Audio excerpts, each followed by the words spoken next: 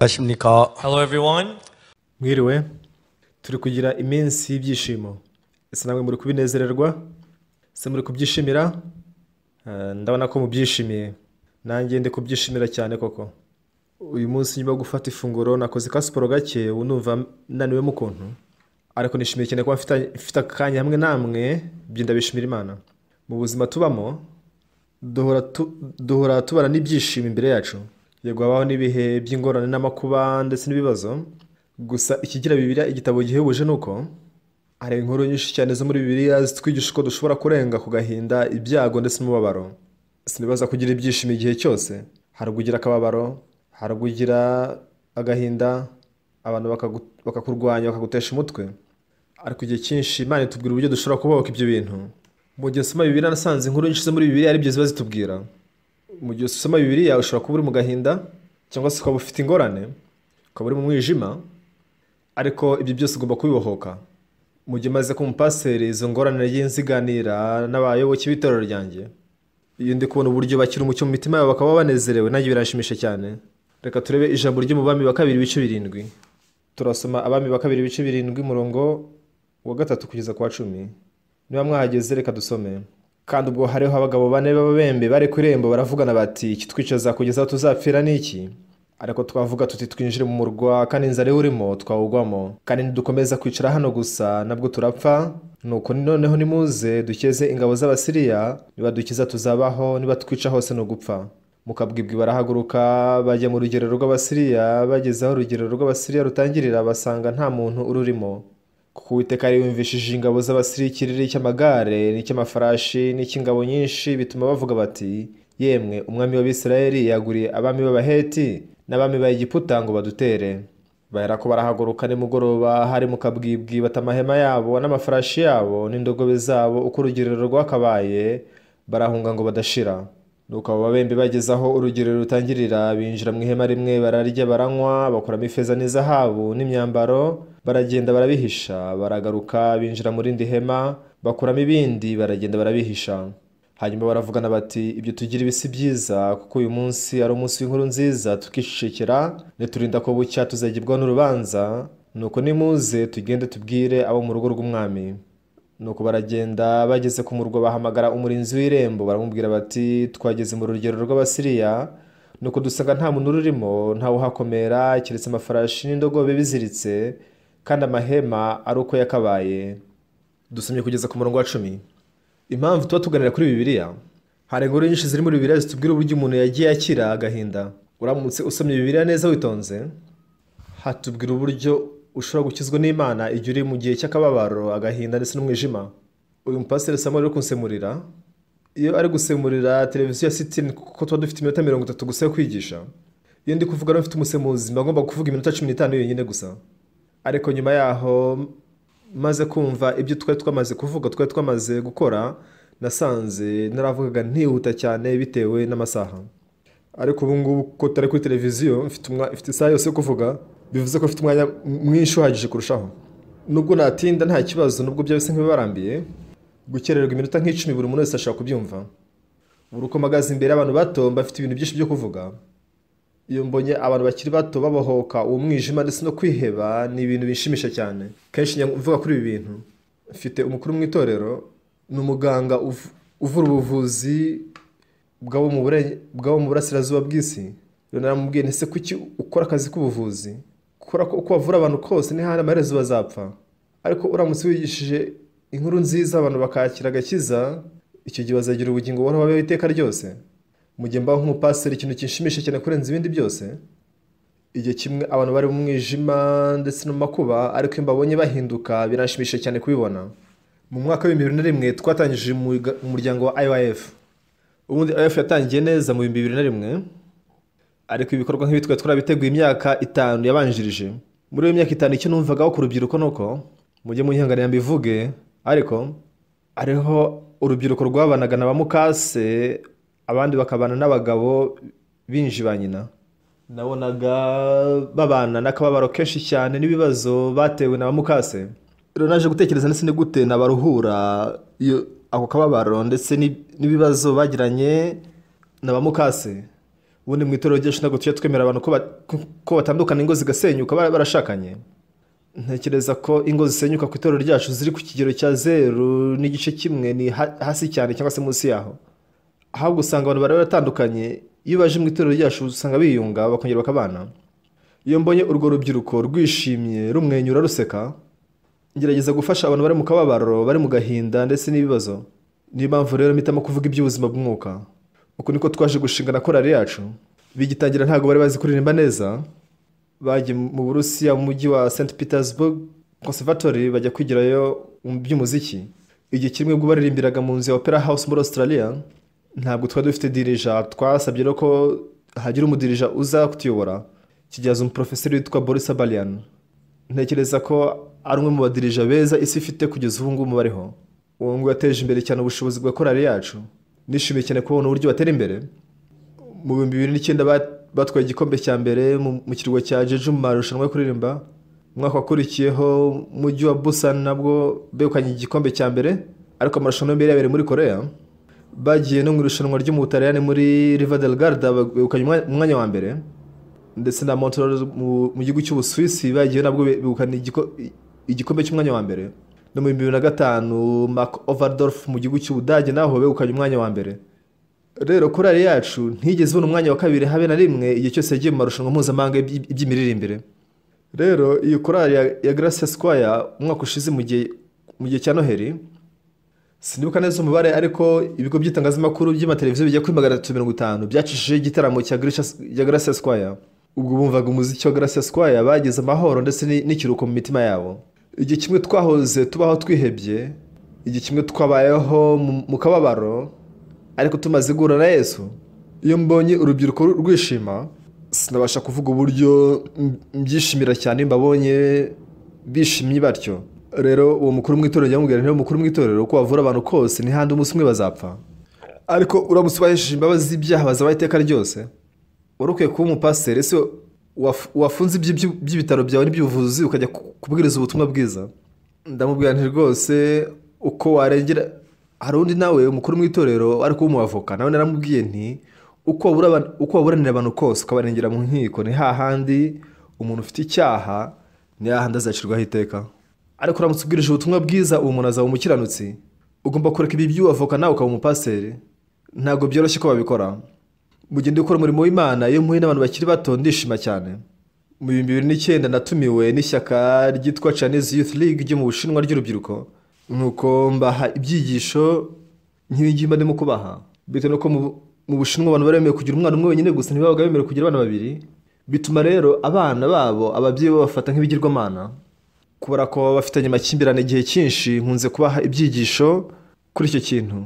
Tukagerageza guhindura imibereho y'abantu binyuze muri ibyigisho by'imibereho y'umutima. Nibyo ko nk'umupasiteri nagera ubwo ngira ibihe by'amakuba ndetse n'ingorane, ariko mbonye abantu bikubaza ku itorero ryacu bakakira imbabazi z'ibyaha, ibibazo byabo bigakemuka. Iyo mbonye buri muntu wese muri we yishima, nanjye ngira umunezero mwinshi cyane wuzuye muri jye. Mugende gukora ibyo. Nzi ko natangiye ejo gusa, ariko unasanze yashize imyaka 60 yose. Nimvisemo nkaho washize imyaka myinshi, ariko ngo washize imyaka 60 yose. Umaze gukura, imyaka imaze kuba myinshi, ariko nshimira Imana cyane kuba nkiri mu rubyiruko. Iyo dusomye Bibiliya, nibyo habarimo ibihe bitandukanye. Umuntu wari uri mu bibazo, mu makuba ndetse no mu byago.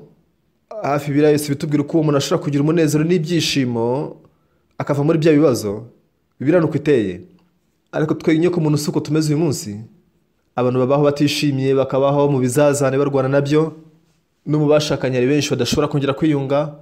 Imibanire hagati y'umubyeyi n'umwana we, hagati y'abavukanye, hagati y'umugabo n'umugore ari benshi batabasha kuboka ibyo bibazo bafitanye. Tubwizanyije ukuri, babwije ko nagira rimwe na rimwe rwongera ntunga n'umufasha wanjye, rimwe na rimwe rw'imitima yacu bitandukanye.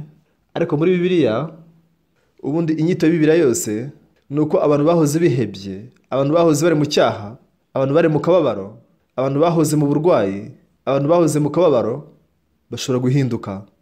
Iki ni ikintu gihebuje cyane. Kera cyane mu itorero ryacu ugeze kuzamo umudamu umwe. Uwo mudamu yari munini cyane. Numvise ko mbere ko ashaka yarananutse cyane, ariko icyo gihe ukuntu yarabyibushye byari bikabije. Yamaze ibyumweru bike mu itorero ryacu, nuko aza kwiga amagambo muri Bibiliya, yakira imbabazi z'ibyaha arakizwa. igihe cyose bagaje ku itorero amateraniro arangiye yazaga yiruka amamagara ati pasiteri rwose ndakwinginze nyumva. Yari afite ubuhamya bubabaje cyane. Yari yarize ibijyanye n'ubwubatsi. Yashatse kubaho ubuzima bwiza cyane mbere y'uko apfa. Yashatse kwiga ibijyanye n'ubwubatsi nuko aza kubona akazi muri sosiyete ikora iby'ubwubatsi. Igihe kimwe rero muri kampani bubakaga inyubako ndende cyane. Kuva mu gitondo cy'akare kugera nimugoroba bajyaga bakora cyane umunsi wose. Nimugoroba iby'ubwubatsi byarangira bakagerageza kugereranya ibyo bubatse n'ibiri kuri plan bari kimwe. Yajyaga bishyira boss nuko bakabigenzura etage ya 6 ya 5 ya 4 byose bakabigenzura. Icyo gihe rero aho ngaho hakoragwa iby'ubwubatsi yasigaranaga na boss we gusa. Mu buryo butunguranye rero boss yaje kumuhobera nuko amufata ku ngufu. Ararakara cyane. Yashatse kujya kumurega ariko ntifuza ko buri wese amenye amakuru. Ntabwo yari azi ko icyo gihe yasamye, ariko hashira ukwezi kumwe amezi 2 amezi 3 nyuma aza kumenya ko yasamye. Nuko ajya kwisuzumisha babyemeza ko koko yasamye. Arababara cyane. Yashatse gukuramo iyo nda. Nuko atwara imodoka ajya ku bitaro. Ahari umwana yamenye ko nyina yashaka kumukuramo nuko atangira kwinyeganyeza mu nda, atangira kwiruka. Yumvagamo nkaho umwana arimo kumubwira ati mama rwose ndakwinginze winyisha ndi muzima, nta mubyeyi ukwiye kwica umwana we. Atangira kwibwira ati rwose wihangane sindashatse kugusama, gifite ubuzima bwanjye, nshaka kwiberaho ubuzima bwanjye. Nuko ava mu modoka ajya ku bitaro, ariko ntihandi umwana akomeza kubita ibipfunsi n'imigeri. Nuko abivamo ararira gusa aritahira. Nuko amara iminsi myinshi ari kubitekerezaho. Nyina nawe aza kubitekerezaho ati mwana wanjye rwose mbabarira, nashatse kwica kuko ndashaka kwiberaho ubuzima bwanjye ko nishakiye, ariko ubu nisubiyeho ngiye kure kubeho uzibireho neza. Uko niko yiyemeje kubyara umwana we. Nuko asezera ku kazi ajya kwiga gutunganya imisatsi. Atangira kujya akora muri salo itunganya imisatsi. Nyuma y'amezi 10 aza kubyara umwana we. Arishima cyane. Aragenda akodesha akazi azajya abamo, akajya yonsa umwana we, akamuryamisha, akajya ku kazi akagaruka. Ariko hari umusore umwe waje amusanga. Uwo musore ntabwo yaramushishikaje. Nuko bararamukanya gusa, baricara basangira agakawa, basangira n'ibyo kurya. Umunsi umwe umusore amubwira ati yega madamu, ese kuki ubaho ubuzima bukugoye cyane nk'ubwo ngubwo? Wagakwiye kubaho neza kurenza uko ubayeho ubu. Icyo gihe nkaho atabyumvise. Barimo gusangira ibyo kurya gusa. Nuko arongera amubwira ati ese uranshakaho iki? Ati ugomba gushora umutahe wawe muri kampani yacu. Ati rero nushora imigabane muri kampani yacu icyo gihe nzagwa imigabane myinshi kandi uzabaho neza. Yishimira rwose uwo muntu, aramushima cyane. Nuko afata amafaranga yose yarizigamye, yatse ideni, nuko atanga ingwate. Nuko bamuhaye amafaranga y'ideni inguzanyo ayaha wa musore, bagirana amasezerano. Arambwira ati buri tariki 5 nzajya nguha imigabane ingana gutya kuri konti yawe. Yari amafaranga menshi cyane. Amafaranga yabasha kuyabona ko ari kujya baho neza. Ariko ubukiye bwaho yahise afata indege ajya hanze arahunga. Wa mugore ntiyongera kumenya amakuru ye, ntiyongera kumucira iryera, atangira kuvuga ati sinibaza ko uko ateye. Nyuma nibwo yaje kumenya ati rwose biragoye ko wizera umuntu. Yagombaga kwishyura iryo deni ndetse n'inyungu zaryo. Kora ko bitabaye ibyo banki yari kuziga kagurisha yanzuye. Yabaga atishimye kabisa ku kintu biri kumbaho. Nuko wa mwana we amwohereza ku babyeyi be, agerageza kwiyahura yikibagura imitsi y'ukuboko. Nuko yikubita hasi atekereza ko yapfuye. Icyo gihe se yaje kumusura, nubwo yajyaga amusura gake cyane, amenya ko urugi rukingiye imbere. Ubwo yakomanze kose ntabwo umuntu yasubizaga. Nuko amena idirishya, asimbukira mu idirishya, abona n'umukobwa ari kuvirirana. Akanya amujyana kwa muganga. Bamujyanye kwa muganga bagerageza kumuramira. Rero basanze ko mu gihe y'ikibaga yaje kwikiba umutsi, bituma atabasha gukoresha ikiganza cy'ukundi. Ntiyongera gusubira gukora akazi ko muri salo. Icyo gihe ajya kwisabira akazi rero ahantu mu iguriro. Amusonera ibibazo byose yari afite. Nuko nyiriguriro aramubwira ati rero muri stoke zacu dufite amakarita arimo ubusa, uzajya uyakusanya yose uyazinge, hanyuma uyapange ugerekeranye. Yageragezaga gukusanya amakarita yose n'ukuboko kumwe, kundi kutakoraga yose akayagerekeranya hano mu nguni, agahabwa udufaranga duke tw'umushahara. Icyo gihe nijoro bwo yaryamaga, ntiyabaga ashaka gusinzira, akibaza kuki ntishimye, ese ibyago n'imbaho none bizanyendekera gute? Nuko atangira kugira ibiro byinshi. Ati yo dore maze kugira ibiro 60, ibiro 70, 80, 90, ibiro 100. Arabyibuha cyane, aba munini. Yatekereje ko ari kubaho nabi cyane. Umunsi umwe nuko aza ku itorero ryacu, yakira imbabazi z'ibyaha, ahura na Yesu. Muri uwo mugoroba yumvise afite amahoro menshi cyane, nuko arataha ajya mu rugo, ajya mu buriri. Mbere yajyaga aryama iminota 15 gusa cyangwa se 20 ku munsi, ariko uwo mugoroba amaze kwakira agakiza yashoboye gusinzira amasaha 2, nuko arishima cyane. Numvise ko muri iyi minsi aryama amasaha 7. Si ibyo gusa, umunsi umwe ikiganza cye cyaramuriye cyane, arabaza ati Imana kubera iki ukuboko kwanjye kundya cyane, amara ijoro ryose ari kurira. Bukeye bwaho ajya kwa muganga. Muganga asuzuma ukuboko kwe, aratangara cyane, amubwira ko ya mitsi yongeye kwicomekanya, ati ubwo ushobora gukoresha ikiganza cyawe cy'imoso. Nuko arishima cyane. Igihe kimwe nandi ku itorero, nuko aza yiruka ati pasiteri, ndamubaza nti byagenze bite nanone? Ati pasiteri rwose reka nkubwire ndakwinyize nyumva. Nuko arambwira ati hari amafaranga make yari yabonye, kubera ko atashobora kwishyura rya deni ndetse n'inyungu zaryo. Umunsi umwe yafashe amafaranga make yari afite, nuko ayajyana kuri banki. Umukozi wa banki atangaza no kumubona, ati ngwino kare winjira. Nuko wa mukozi wa banki amujyana muri etaje ya 4, bajya mu biro bya manager. Nuko wa mukozi abwira manager ati manager, dore umugore twamuhaye ideni yako yaramaze ikintu cyane, yarananiwe kuryishyura, nagiye no kumusura mu rugo, yabayeho ubuzima bugoye cyane, ako dore ubu ngubu wazanye aya mafaranga angana atya. Nuko manager aratangara, aramubwira ati madamu rwose turagushimye, ubu ngubu uduhaye 1/10 gusa cy'amafaranga yose agomba kwishyura, ariko ubu ngubu ideni rya tujye kurikuraho, turi guhanagureho. Ako kanya arishima cyane, aranezerwa. Umwana we yaramaze gukura, ubu ngubu atangiye kubaho ubuzima bw'ibyishimo. Nyuma yo guhura na Yesu, inshuro nyinshi nagiye nibonera abantu bakizwa akababaro, ibyago ndetse no kwiheba. Uramutse wizeye Yesu ukakira imbabazi z'ibyaha neza, Bibiliya yuzuyemo inkuru nyinshi cyane nk'izo ngizo. Hari utarabona agashoboye kubumbura amaso ye. Nanjye ubwanjye nibona abantu benshi cyane bakira mu buryo nk'ubwo. Iyo duhuye na Yesu tugira amahoro ndetse n'ibyishimo mu mitima yacu. Hari inkuru nyinshi cyane nk'izi ngizi muri Bibiliya. Inkuru twasomye uyu munsi ni imwe muri zo. Mu gihugu cya Isirayeli hariho intambara. Icyaje kuba rero nuko baje kurwana n'Abasiriya. Mu gihe intambara yakomezaga, Abisirayeli barahunze, nuko bajya mu murwa mukuru Samariya, bakinga amarembo yaho bikingiranamo. Ingabo z'Abasiriya zirabakurikirana, ariko bitewe n'uko inkike zari ndende cyane ntibasha kuzinjiramo ngo bagere mu murwa. Ubu Abisirayeli bari bikingiranye mu murwa. Bitewe n'igihugu bagira uburyo butandukanye bwo kubaka inkike z'umurwa. Mu Buyapani bubaka inkike nk'izo ngizo bakazikikiza ingoro y'ubwami. Mu gihugu cya Korea bwubakaga inkike nk'izo bazizengurukishaga umujyi, ariko mu gihugu cy'Ubushinwa ho inkike bazizengurutsaga igihugu cyose. Mu gihugu cya Isirayeli bubakaga inkike nk'izo ngizo bakazengurutsa umujyi gusa. Ingabo z'Abasirayeli zarabakurikiranye, ariko bitewe n'inkike zari zigose umurwa ntibabasha kuwinjiramo mu buryo bworoshye. Nuko basura inyuma gato, nuko bakambika hafi aho ngaho bazenguruka umurwa w'i Samariya. Ntibigeze batahuka, ahubwo bagumye aho ngaho, nibo barigega bakakora imyitozo, bakora akazi kabo kose. Abari mu murwa ibyo kurya birabashirana cyane, batangira kwicwa n'inzara. Nuko abagore batangira guteka abana babo bakabarya. Bari bihebye cyane. Ariko hanga mu gitabo cy'Abami ba 2 ibice 7 n'umurongo wa 1, nuko Elisa aravuga ati nimwumve ijambo ry'Uwiteka. Uwiteka aravuze ati ejo nk'ikigiye ku irembo ry'i Samariya, indengo y'ifungi zizagurwa shekeli 1, kandi indengo 2 za sayiri nazo zizagurwa shekeli 1. Bari bamaze imyaka myinshi cyane badasohoka mu murwa, ibyo kurya birabashirana, abantu benshi cyane batangira kwicwa n'inzara. Ubwo bari mu nzara ikabije cyane, batangiye kujya barya n'abana babo. Hari ibintu byinshi nk'ibyo byabayeho.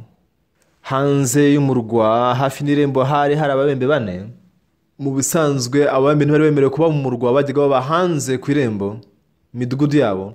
Mu gihe imiryango yabo yabonaga ibyo kurya yajyaga igemurira n'abo babembe bene wabo, ariko n'inzara n'umujyi urimo inzara, ntago imiryango y'ababembe yashoboraga kubona ibyo kurya byo kubagemurira, nabo ntabyo bari bafite. Byatumye rero ababembe basohoka mu midugudu yabo, bafata inzira baromboreza bagana ku irembo ry'i Samariya ku murwa, batekereza ko hariho bazabona ibyo kurya. Ababembe bavuye mu bibaya mu midugudu y'ababembe, baraza begera umurwa, bajya ku irembo ry'umujyi. Bari bategereje ngo bibwira ko ari uzabazanira ibyo kurya, ko ntibabona ubibaha. Ababembe benshi barango barapfuye, inzara ihabatsinda, hasigara 4 muri bo bonyine gusa. Umunsi umugaragu w'Imana Elisa araza, aravuga ati nimwumve ijambo ry'Uwiteka. Uwiteka avuze ngo ejo nk'ikigiye ku irembo ry'i Samariya, indengo y'ifungi zizagurwa shekeli 1, ndetse indengo 2 za sayiri nazo zizagurwa shekeli 1. Icyo gihe indengo ya sayiri yagurwaga shekeli 10,000 cyangwa se 100,000, ariko avuze ko indengo ya sayiri izagurwa shekeli 1 ko izaba ihendutse cyane. nuko umutwaro umwami yegamiraga aravuga ati ese nawe Uwiteka yakingura amadirishya yo mu ijuru bene ibyo byabaho? Ariko Imana ntiyashatse kurekera Abisirayeli mu nzara ukundi yashatse kubakiza binyuze mu mugaragu w'Imana. Imana yavuze iti ejo nk'iki gihe iravuze ngo ku irembo ry'i Samariya indengo y'ifu y'ingezi zizagurwa shekeli imwe kandi indengo ebyiri za sayiri nazo zizagurwa shekeli imwe, bivuze ko ibyo kurya biza bihendutse cyane. Nuko umutwaro umwami yegamiraga abaza umuntu w'Imana ati mbese nawe Uwiteka yakingura amadirishya yo mu ijuru bene ibyo byabaho? Uku niko byagenze. Ako kanya babembe bane bari ku irembo ry'i Samariya batangira kuvugana bati uyu munsi inzara none iranyishe. Ahandi ukaba muri iyo minsi ya kera ubwo twagaburirwaga neza. Ese ubu tumaze igihe kingana iki twishwe n'inzara? Dore abandi bose barapfuye, ubu nitwe dusigaye twenyine gusa. Undi mubembe wari hirya aravuga ati ese kuki twicanga dutegereje ko dupfa? No mu murwa nta byo kurya bafite, nubwo twakugumira ahangane ahandi bwose twapfa. Ariko turamutse tugiye mu rugero rw'Abasiriya, aho bafite ibyo kurya byinshi cyane. Nimuze tujyeyo, niba twica twipfire, tugende tubishyire twitange mu maboko yabo. Byibura dushobora kuhabona ibyo kurya. Bashaka kuba bifite, reka tugende turebe. Babembe kubera ko ku manywa habaga hashyushye cyane, mu kabwibwi barahaguruka berekeza mu rugero rw'Abasiriya. Ariko icyo Imana yaje gukora muri uwo mugoroba ni uko ubwo bari mu nzira berekeza mu rugero rw'Abasiriya bagendaga badandabirana bakagenda bagwirirana nta gatege. Ariko urusaku rw'imirindi bari bafite rwaje gutuburwa ruriyongera. Icyo gihe izuba ryari rirashe.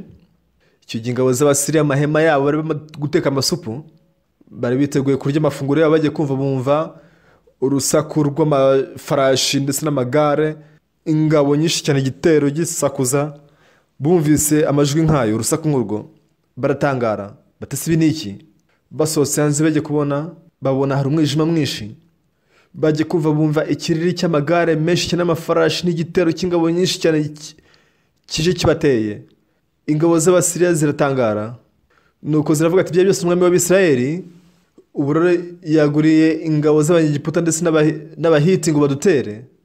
Icyo gihe nta no gutekereza bwa kabiri no kuri bafata amafarashi yabo, bose barirutse barahunga. Nuko abembe baraza begera urugerero rwabo bati yewe tumanitse amaboko, turabinyize mwiturasa, twitanze mu maboko yanyu, tuve muri Isirayeli. Begera amahema ariko ntibabona n'umwe basubiza. Ubwo bakinguraga bakinjira mu ihema rimwe, sinzi niba izo ngabo zari zamamaye cyane. Binjiye mu ihema babona ku ziko hariho isupu iri gutogota. Batese ibi turi kurota? Tumaze iminsi myinshi cyane twishwa n'inzara. Harya ntiyashize iminsi 10 tutarya? Bahukira byo kurya, batangira kubirya, batangira kunywa. Bajya muri buri hema ryose bakajya basangamo ibyo kurya bagatangira kurya. No kubyumva ubwabyo birahebuje. Nuko umwe mu babembe atera hejuru aravuga ati yemwe turi abantu babi cyane, dore mu murwa harimo inzara, twe dufite ibyo kurya byinshi cyane hano, none turi kwicishikira gusa. Niturinda ko bucya tuzagibwa n'urubanza. Icyo gihe bajya hafi n'umurwa barasakuza bati yemwe hari umuntu waba uhari? Nuko abarinzi bari hejuru y'irembo barabaza mwe n'ibite? Ati tuve hano mu rugero rw'Abasiriya, tuhasanze amahema yabo n'amafarashi yabo, ariko nta musirikare n'umwe uhari. Ayo makuru aza kugira ibwami, umwami akoranya abasirikare bose n'abagaragu be bajya inama bati nubwo turi mu nzira bwose, ingabo z'Abasiriya zishobora kuba zihishe ahari zishaka kutugwa gitumo. Nuko umwe mu basirikare aravuga ati dore twahombye amafarashi yacu yose, dusigaranye abiri yonyine gusa. Reka twohereze abasirikare babiri ku mafarashi bagende batate bajye barebe uko bimeze. Nuko baragenda kuko basanga ingabo z'Abasiriya zose zahunze nta n'umwe uhasigaye. Bagarukana inkuru bavuga bati yemwe nimujya mu rugero rw'Abasiriya hari ibyo kurya byinshi cyane. Icyo gihe abantu bari baryamye bose barahaguruka birukira mu rugero rw'Abasiriya, basanga ibyo kurya byinshi cyane. Ibyo kurya bishyira mu ngorofani zabo, barazisunika babijyana mu ngo zabo. Uko niko ijambo ry'Imana ryasohoye yavugiye umugaragu w'Imana ngo indengo y'ifu y'ingezi zizagurwa shekeli imwe n'indengo ebyiri za sayiri nazo shekeli imwe.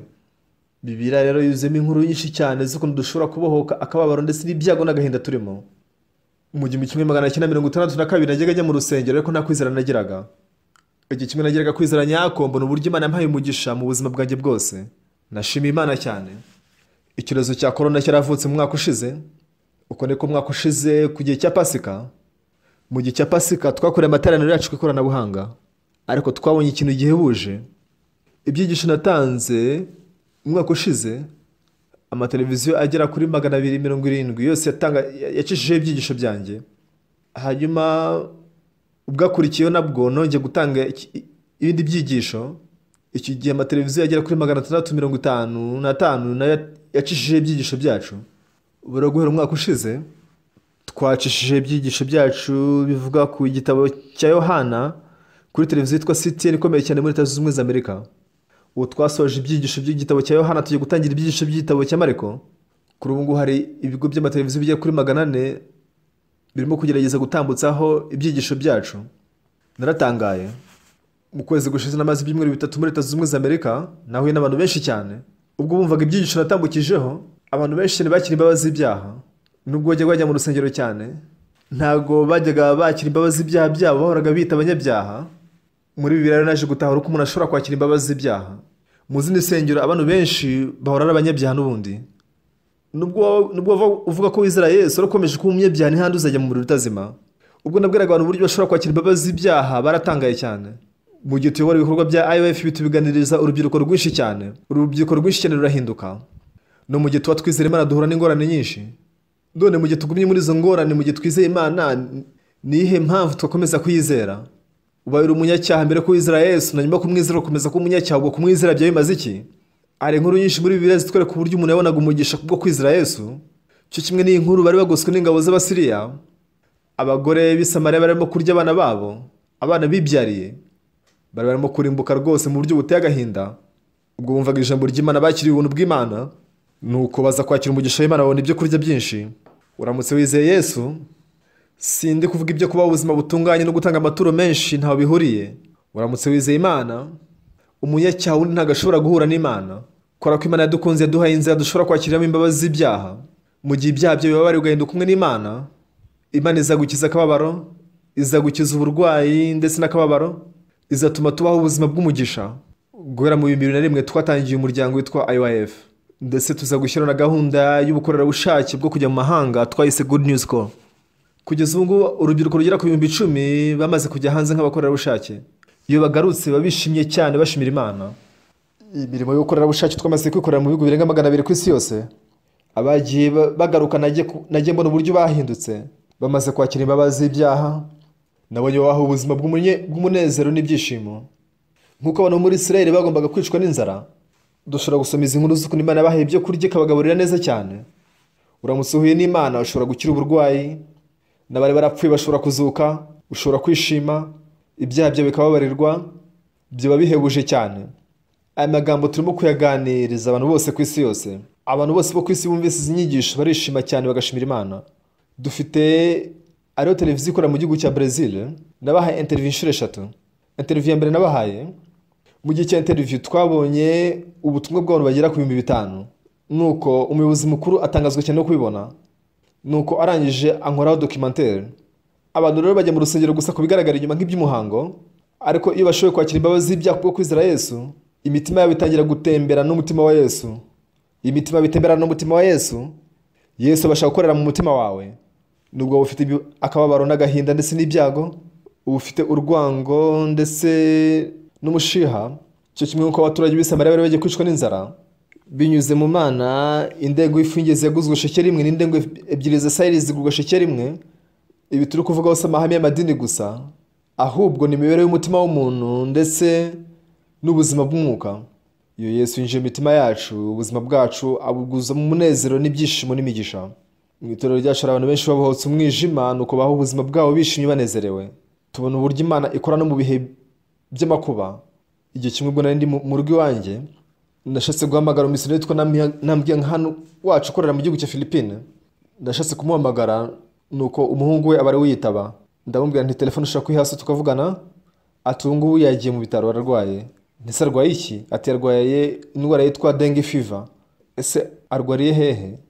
Aravuga ngo arwariye muri Philippine Medical Center. Nuko mpita mpamagara mbasaba ko bampuza na nimero za kuri Philippine Medical Center.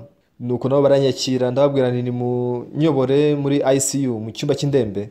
Nuko telefone yanjye bayohereza mu cyumba cy'indembe. Ndamwe ndashaka kuvuga n'umumisiyoneri witwa Nambwiye. Misiyoneri Nambwiye yaragiye ahantu mu mashyamba kubwiriza ubutumwa bwiza. Ubwo yararagaho ngo mu mashyamba urugo rwaje guhinduka ruratukura. Nuko icyo gihe bene igihugu baho baravuga bati yewe wamaze guhinduka umwe nkatwe, umaze kubona nk'umwe n'igihugu uri kugenda wijima. Iyo ndwara yitwa dengue fever ni indwara mbi cyane, yica umuntu wese uyirwaye. Yararembye cyane, ntiyabashaga no kuvuga, nta nubwo yabashaga no kumva, ntiyashoboraga kuba yavuga yaganira, yumvaga gake cyane. Nuko umuganga avuga mu rurimi rw'igitagalogo cyo muri Philippines ati uyu mugabo araza gupfa rwose mu kanya gato. Pastor Nama ashobora kubyumva ariko ntiyabasha kuvuga. Nuko kigiye muhamagara kuri telefone. Ni mu missionnaire w'umunyakoreya witwa Nam. Kora ko atabashaga kuvuga, telefone yayihaye umugore we, nuko mbare mvugisha. Nti allo, umugore we amenya ijwi ryanjye. Ako kanya itatangira kurira. Ati se pastor udukora iki koko? Ese pastor udukora iki koko? Ndamwenda kwinyiza reka kurira. Ariko akomeza kurira. Ni koko umugabo we yarameze nk'uwapfuye. Barimo kugerageza ngo barebe ko bamurokora. Nuko mbaza umugore nse kukiri kurira. Sigareka kurira. Ese nukomeza kurira ari kiri bukoreke? Rekera kurira rero. Pastor Nama ntabwo ari bupfe. Ese niko bimeze? Ntibitekerezeho. Ese ninde wohereje Pastor Nama muri Philippines? Ese ni Good News Mission? Ese ni Pastor Oxpac? Ni Imana yamwoherejeyo? Ese uzi impamvu Imana yamwohereje muri Philippines? No kugira ngo abwirize ubutumwa bwiza muri Philippines. Ubu ntarasoza umurimo wo kubwiriza ubutumwa bwiza muri Philippines. Rekera kurira rero, hafi sigaho. Nuko arekera kurira. Ese uko niko bitekereza? Ushatse kuvuga iki ngo niko mbitekereza? Ndabyize neza ko atari bupfe. Rekera kurira. Imana izamwemera kujya kubwiriza ubutumwa bwiza. Imana izamufasha. Nuko nkupa telefone. Icyo gihe wa mugore se ajya kureba umugabo ajya kumuvugisha. Ati akanya Pasapaka amaze kuduhamagara ari muri Korea. Nuko amusobanurira ibyo nari mubwiye. Wa missionnaire Nama yumvise ibyo bamusobanuriye. Nuko umuriro utangira kugabanuka. Mbere niba ashaka kuvuga atangira kuvuga, atangira kurya. Bukeye bwaho asezererwa mu bitaro. Ubu ngubu ameze neza cyane, afite amagara meza. Indwara ya dengue fever ni indwara iba mu bihugu byitwa tropical. Ni indwara ikaze cyane kubera ko yica abantu benshi cyane. Mu buzima bwanjye nabonye Imana ikora ibintu byasaga nk'ibidashoboka mu buzima bwanjye. Iyi niyo mpamvu nizera Imana. Ubwo twatangiraga uyu muryango wa IF twari dufite ingorane nyinshi cyane. Umwaka ushize nabwo twashoboye gukora World Camp nko byari bisanzwe imbona nkubone. Umwaka wari wabanje ubwo twateguraga World Camp zimbona nkubone. Twakoranyaga urubyiruko rugera ku 500 ruturutse mu isi yose. N'abapasiteri bagera kuri 850 bajyaga bava mu isi yose bagakoranira muri Korea bakaza mahugurwa. N'abaminisitiri 27 b'urubyiruko bari baje, n'abayobozi b'amakaminuza agera kuri 54 bose baje. Bifuzaga kwiga uburyo tuyobora urubyiruko. Leta nyinshi umunsi wa none zifuza kwiga ibi bya mind education. Iyi niyo mpamvu ibigo byinshi cyane by'itangazamakuru muri Leta Zunze Ubumwe za Amerika barimo gucishaho ibiganiro byacu. Ibisukura ko Pastor Oxpac azi kwigisha ibyigisho neza, abone ukora ko Imana idukorera. Abantu bose bibone uburyo Imana yagiye idukorera. Mu gihe cy'imyaka myinshi cyane, mu kwezi kwa 7, nubwo iba ari igihe cy'imvura, ariko twajyaga dutegura kampu yacu ku musenyi w'ibusanano hitwa Heunde. Imvura irwaga igwa umunsi wose, ariko isaha imwe mbere ko igikorwa cyacu gitangira imvura igahagarara. Ikirere cyose kigacya. Ni gahunda yaho duhuriza abantu bagera ku 10,000 ku musenyi wa Heunde. Ibihumbi byinshi by'abantu biraza kugira ngo birebe imyerekano yacu. Aho ku musenyi hose bahuzuye abantu benshi. Igihe kimwe umunyamabanga wa meya yarampamagaye arambwira ati meya agomba kuza gutanga ubutumwa. None kuri mugoroba ko imvura irimo kugwa mu mujyi wose, aho ngaho imvura ntiri kugwa, ni ahangana imvura iri kugwa naho. None ubwo biragenda bite? Ese igikorwa turagisubika cyangwa turakireka? Turambwira tuti meya naza imvura iribuze guhagarara. Ibyo byakomeje kubaho imyaka myinshi. Abantu baramaze kwimenyera bati nidutangira imvura iribuze guhagarara. Uko niko byagenze koko. Ubwo twatangiraga ko imvura yarahagaze, bukiye bwaho twimukira muri Mexico twari tujya gukorera ibikorwa byacu. Ibihumbi n'ibihumbi by'urubyiruko rurahinduka. Iyo kampu nk'iyo ngimara ibyumweru 2. Ubwo twateguraga kampu bwa mbere n'abanyeshuri muri Leta Zunze Ubumwe za Amerika, twateguraga ukwezi kumwe. Ariko no muri ibyo byumweru 2 abantu benshi cyane barahinduka. Dusangira ijambo ry'Imana ryo muri Bibiliya, nuko bagasangira imitima yabo mu gihe bagize umutima umwe. Imana iduha umutima utuje muri twe. Imana iduha imbabazi z'ibyaha byacu, n'indwara zigakira. Hari imirimo myinshi cyane ikoreka. Nagiye numva ubuhamya bwinshi cyane nk'ubwo ngubwo. Umuntu wese ashobora guhura n'ibyago n'amakuba mu buzima bwe, ariko mu gihe uje imbere ya Yesu azagukiza akababaro kose mu buzima bwawe, azaguha ibyishimo by'ukuri. Ubu rero isi yose iri gukurira ku ikoranabuhanga. Urubyiruko rwacu tukumwe ruvuye mu isi yose ruri kudukurikirana ku ikoranabuhanga. Mu gihe mbibona ndashimira Imana cyane. Mu gihe duhuza imitima yacu n'Imana, ubwenge bw'Imana buzatuzamo, imbaraga z'Imana zizatuzamo, imitima yacu izahinduka, tuzishima. Mu gihe dukomeza kohereza urubyiruko rwacu hanze n'ababyeyi babo izi gahunda barazikunda, igihe cyinshi bajya bampamagara bati pasiteri umuhungu wanjye nta gisa n'umuhungu wanjye ukundi yarahindutse cyane. Ubuzima bw'urubyiruko rwinshi burahinduka bakishima. Nshuti bakundwa, niringiye ko mwese mwakwishima binyuze mu ijambo ry'Imana. Niringiye ko imigisha y'Imana yatembera mu buzima bwanyu. Dusenge. Mana data yera, turagusabye umugisha IYF, emera urubyiruko rwacu rukure neza rube bigiciro muri iyi si. Nibyo bahura n'amakuba n'ibyago mu buzima bwabo, ariko ubaha imbaraga zawe bagirira ubuntu bwawe. Twese duhe umugisha twabakoraniye hano. Turagushimye Nyagasani, dusenze byose twizeye mu izina rya Yesu. Amen. Murakoze cyane.